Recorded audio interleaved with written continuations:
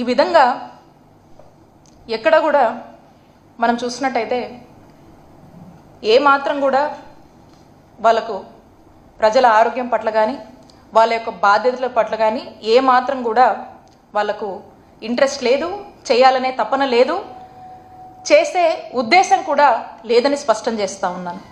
అలానే మనం చూస్తూ ఉన్నాము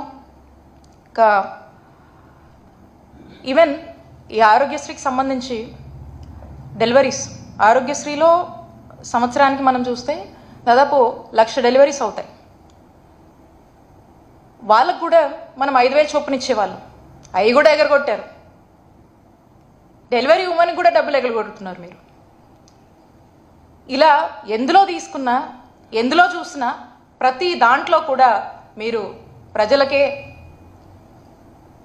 మోసం చేసి ప్రజల మీద వాళ్ళ ఆరోగ్యం పట్ల బాధ్యతగా వ్యవహరించాల్సింది పోయి వాళ్ళ మీద కక్ష సాధిస్తూ ఉన్నారు.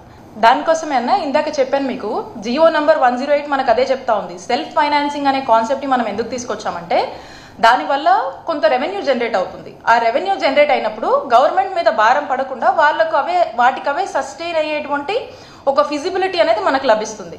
అప్పుడు మనం ఎవరి మీద కూడా డిపెండ్ అవ్వాల్సినటువంటి అవసరం ఉండదు.